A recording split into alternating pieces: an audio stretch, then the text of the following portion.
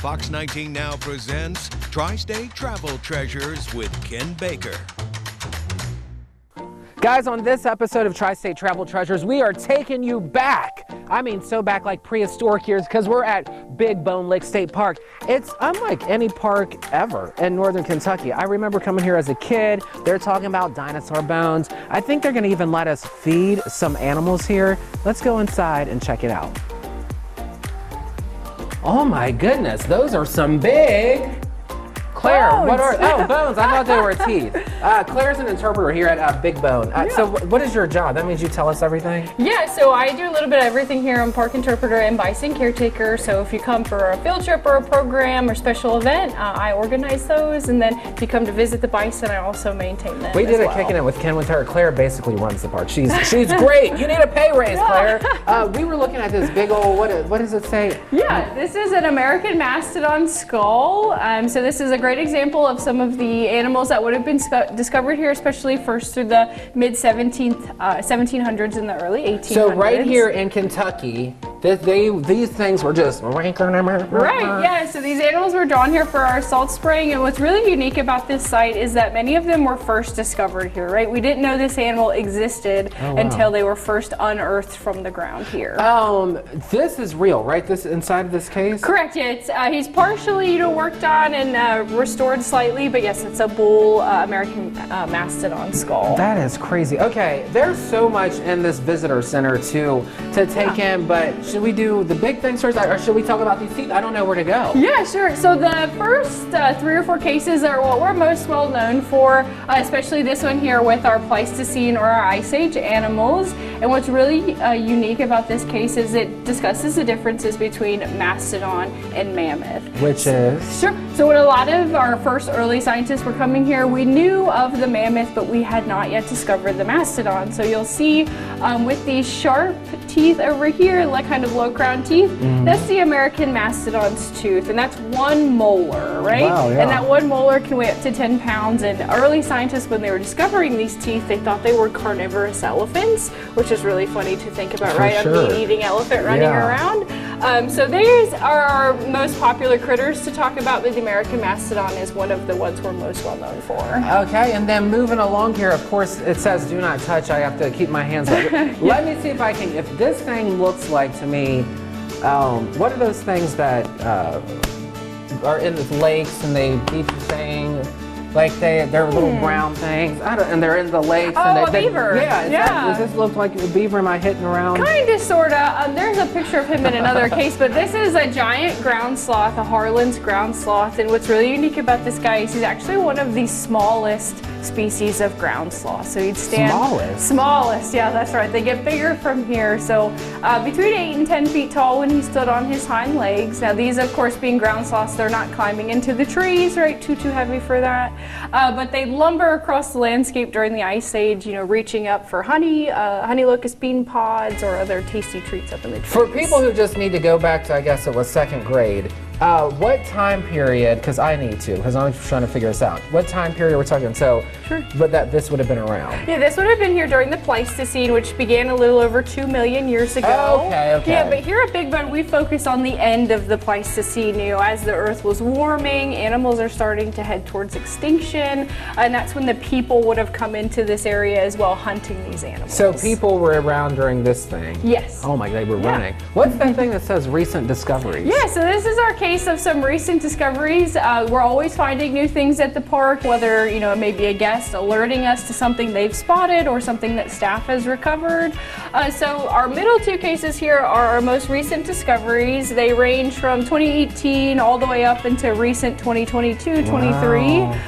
We just had a guest actually find a femur just like this bone. Like, what were they were just walking and then just... Yeah, they just spotted it across the creek and they came in, they followed proper procedure, which we always love. They let us know and we were able to go out and collect it in a proper way. Like, were they looking for it or they just were like, doo, doo, doo? No, yeah, they just happened to spot a little bit of an oddity across the creek there, and they let us know that they thought they found a bone, and when I went down to explore, it sure was. It That's was amazing. A bison femur, just like that one there. Do you guys have anything outside we can look at? Absolutely, there's tons to explore outside. We've got our diorama pit, our salt springs, and of course the bison herd. So you would say this is just the peak of the iceberg? Yeah, this is a place to start and more outside.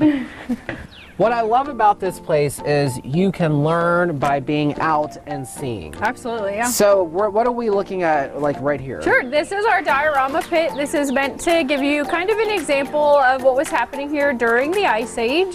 Our animals were being drawn to the large salt springs, which at that time were estimated to cover several acres. And these animals, being herbivores, needed salt in their diet to survive. So they came here to Big Bone to lick the waters of our salt spring, which is where the second part of our name comes from, Big Bone Lick. A lick is another name for a salt spring. And these are just some examples of the animals that would have been here. We have the Columbian mammoth, our ancient bison, Harlan's ground sloth, and the American mastodon. And just a year or two ago, we added our Paleo-Indian figures. These are the people that would have ventured into Kentucky hunting these animals and following them all the way back from the Bering Land Bridge. So they're not like people, they're not like, hey, let's go down to Kentucky and lick some salt and go back home to North Carolina. They're gonna stay and take up residence here, right? Kinda, yeah. There's an old kind of legend, you know, Kentucky was just a hunting ground, and that's not necessarily true. Lots of indigenous cultures have been here, whether hunting or staying for some time. Yeah. But you know, all these people would have originally crossed the Bering Land Bridge from Siberia to Alaska there during the Pleistocene, when our ocean levels were much lower, following these animals across the bridge. I wish you guys still had like a little salt lick that we could check out. We do. Well, let's go find it. All right.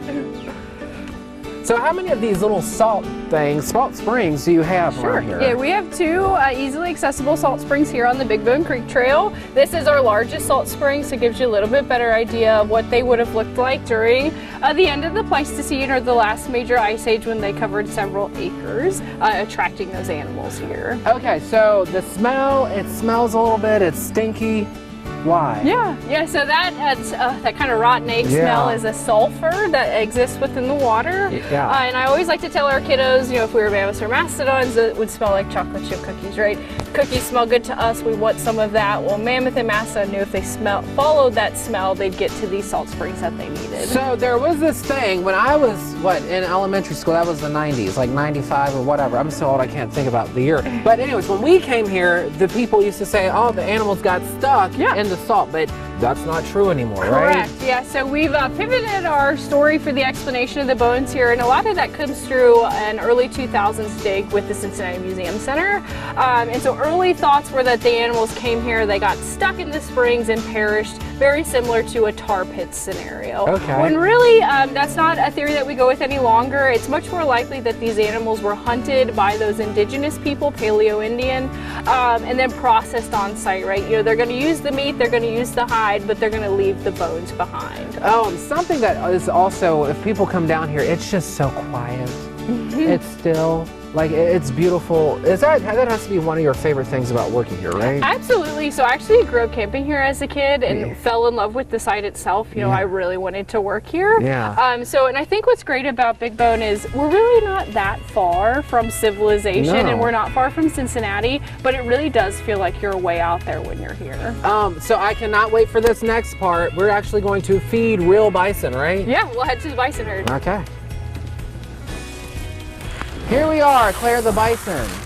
This is so fun. Is this the funnest part of your job? Yeah, it definitely is. Anything with the bison is the best part of the job. Wow, that's so cool. Watch out, Mama. So there's one that's pregnant, right? Yeah, we have 3 that we can reliably guess that are pregnant. We don't palpate them for pregnancy any longer. It's too much stress on them. Yeah. But we have 3 that are pretty reliably for having calves every year, one of which was Clover there. She's that feisty one I was talking about. That was a charge you taught me last year. That was Tom, that was her saying, get back. That's that false charge. Yeah. But I've got half a bucket over here if you'd like to dump some, Ken. So do they eat, Ma'am. do they just eat grass, or like what are we feeding them? Sure.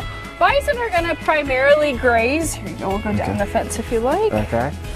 They primarily graze on grasses, but we do provide them with a supplemental grain, which is what you have. That's mostly a winter feed, or when we need to move them like we're doing right now. You tell me where to dump here? Right here, about here's good. Just dump a small pile and then step a couple feet away. That's good. Perfect. Keep going? Yeah, they'll keep pushing each other around so somebody will come over here and get Somebody these. will come and eat it. Yeah. And then you can just dump the rest in one more big pile because I'm Right sure here? Bam! clover will come around. There we go. What's something that people don't, I guess, just give me the fun facts. I'm kind of in awe because it's like they're huge, you know? Sure. So the reason we have bison here at Big Bone, they serve as our living link to our Ice Age ancestors, right? We don't have modern day mastodons, we don't have modern ground sloths, but we still have bison, so they serve as that living link to our Ice Age past. Bison are also our national mammal, which a lot of people do not know. Yeah. President Barack Obama had them listed as our national mammal so that they hold the same status as the bald eagle here in the U.S. And that's because of their survival story, right? Bison went from an estimated 60 million down to less than 1,000 by 1889. Were they hunted or what was happening? Yes, extreme overhunting by early Europeans coming in. Hunting reasoning could vary. You know, it started out you're hunting them for food, you're hunting them for hide, but then it turns into delicacies for like the tongue. And then it did become, you know, a bit of a way to attempt to move out or eradicate your indigenous people. They relied on this animal, used every single part of this animal, and it was a sacred animal.